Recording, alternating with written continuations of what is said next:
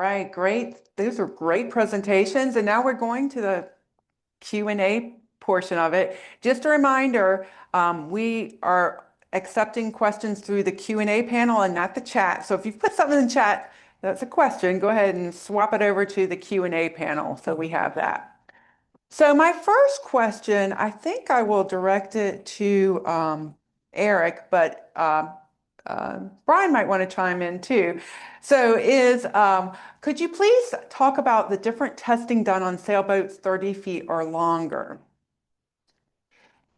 Yeah, we haven't really done, to my knowledge, much of any sailboat specific testing.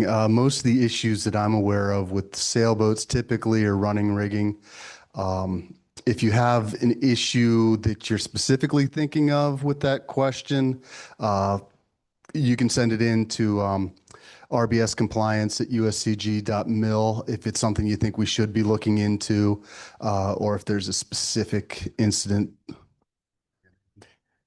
Yeah, I think from the federal regulation standpoint, sailboat over 30 feet is probably diesel powered. So there's not a whole lot from a regulatory standpoint, right? If it has nav lights, they need to comply. It needs to have a HIN.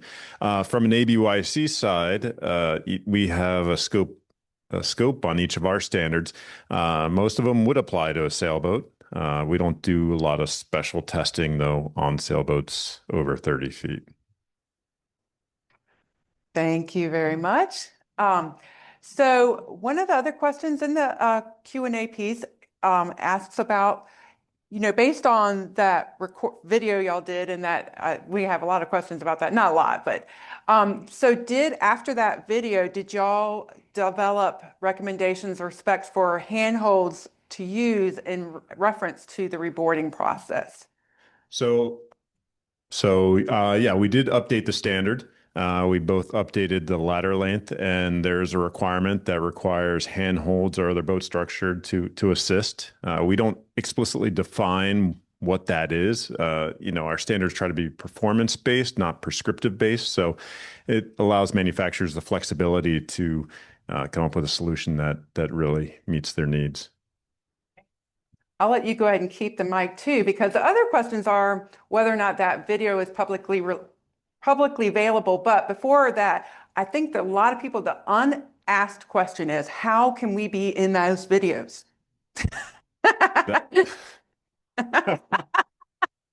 I wasn't expecting that curveball, Stacy, but just all you gotta do is reach out anytime. We'll put you in our next extra shoot. There you go. So that video was created with a grant. It was turned over to the Coast Guard, and I'll let Eric tell you how it is available. Yeah, that was produced through public funds, so the video is publicly available. It was produced, I believe 15, 16 years ago, so it's been around. I'm sure you could tell from the quality of that video and audio. That was not anything from IBWSS. That was 2010's technology. So if you want to get hold of it, we don't have it publicly listed anywhere, but you can send a email again to the RBS compliance email. And that's where you can get hold of it. We'd be happy to send it out to anybody. Great. Now, Kevin, don't worry. I have a question for you, but I have one more about the swim ladders, okay? Because obviously, I think that video really spoke to a lot of people. But the question from Gail Culp is, hi, Gail. She said, in testing the reboarding ladders, it was a lot of men, and then at the end, you switched to women. But did you ever test with children or teens, or with people carrying gear? For that testing, no, we didn't test with children. It was at a manufacturer's facility, so having children there is typically frowned upon. We were kind of looking to worst case. I'm sure you could tell from the video. We had lots of different body types. I'll be generous that way. So it was typically, we found it was more difficult for elderly individuals getting back in. We didn't see as much of an issue with the athleticism of teens and children getting back in. But that would be something that could be looked at by a manufacturer, knowing that your ladder placement is definitely something that needs to be considered, especially if it's going to be on the transom near an engine. Thank you. All right, I have a question for you now, Kevin, because I know you thought you were going to get out of it, and it's not going to be a hard question because I think you really touched on a lot in your presentations. But just to reiterate, can you talk about what investigators, law enforcement, and even the boating public can do to improve the reporting of potential product defects or failures? And I know, like I said, I know you already touched on it, but if you can just reiterate some of those things. Yeah, I think the most important thing is communication. We do have the boating accident reporting database, which law enforcement administrators use, and the quality of the narrative that goes into those has a huge variance. So some of the reports that we see, there just isn't enough specific information to dig out or tease out any useful information. So I think that's one of the most critical things is communicate. And if it doesn't fit well within our safety defect, consumer safety defect on our website or a barred accident report, RBS compliance at uscg.mil is a great tool to send a free form email and just communicate with us because we really are looking for like a needle in a haystack because so many of these accidents, as you know, may be alcohol related or judgment related or experience related, which is just not product assurance. So to find those is critical. Thank you for that, Kevin. And I do want to, the Coast Guard is very approachable about things like this. So I do want to shout out to the Coast Guard for that. Another question from our friend in Texas. We couldn't have a session. If for some reason Cody doesn't ask a question, I'm going to do a wellness check on him. So just putting that out there. Love you, Cody. Okay, so this one I'm going to direct to you, Eric, but other people might want to chime in. And he says, throughout the presentation, the common thread has been that regulations are outdated and not inclusive of current boating designs. What is the Coast Guard doing to update these regulations? And I will follow up. How is ABYC helping to bridge that gap? Yeah, sure. As I mentioned in the presentation, our Coast Guard authority for regulations is really kind of on demonstrated risk. If you go through the boating accident data that we put out every year, if you actually look at the amount of accidents where the boat or the equipment was the cause is actually very low for such a large industry. That's one of the things. The other thing is we've been able to use voluntary standards through NMMA and their compliance with doing almost 90% of the boats out there. It's been a very effective way to get that. Another thing that we're able to use about 5 years ago, we got equivalence authority. I mentioned in the presentation that we previously had to do exemptions.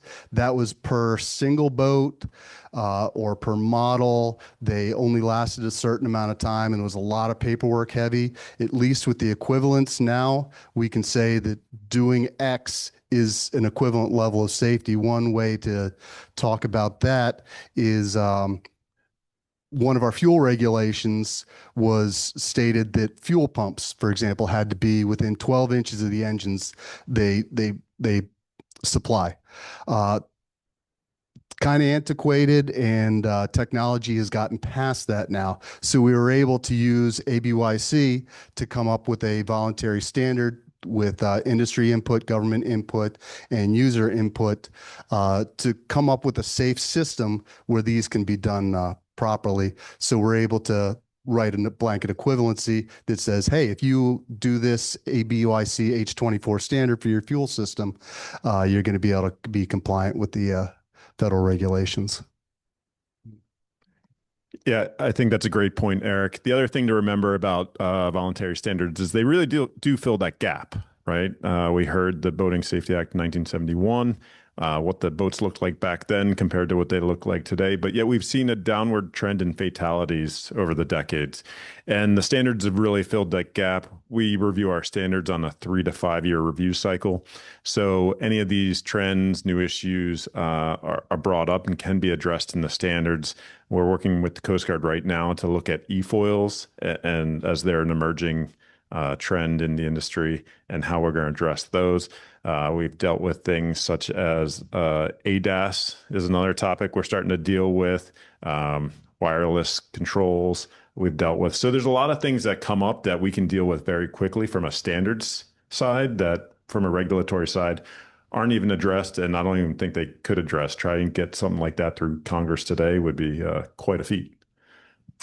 Now, I know a lot of acronyms. I don't know, what'd you say, ADAS? Sorry, we keep. ADAS, Advanced Driver Assistance Systems. Thank So you. think about in your car, right? You have all these things, dynamic cruise control, self-parking. They're all coming to boats. Yeah, and I'd seen them coming to boats, but I didn't know there was an acronym. But of course, there's going to be an acronym, right? I mean, that's what There we is. do. And if you want to learn more about it, we have a risk mitigation series with the Coast Guard on Wednesday. Yeah, May 13th, 1 p.m. You can sign up free. Learn more about ADAS. Yeah, so ABYC has been doing a great series of webinars to get into the real detail nitty-gritty about all things boat building. So yeah.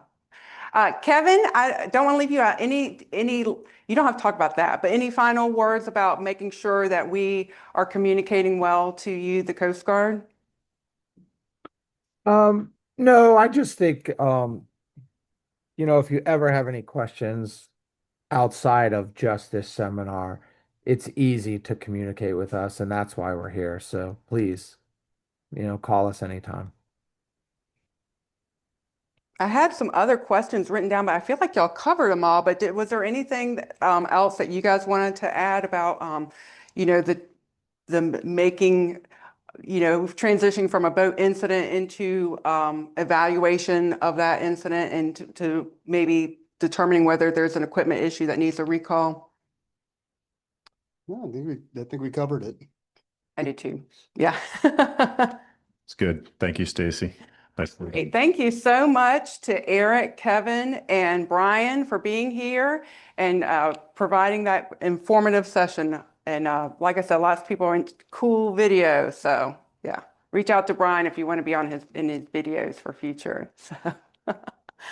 All right, we're going to transition and start talking about the next session. Thank you very much.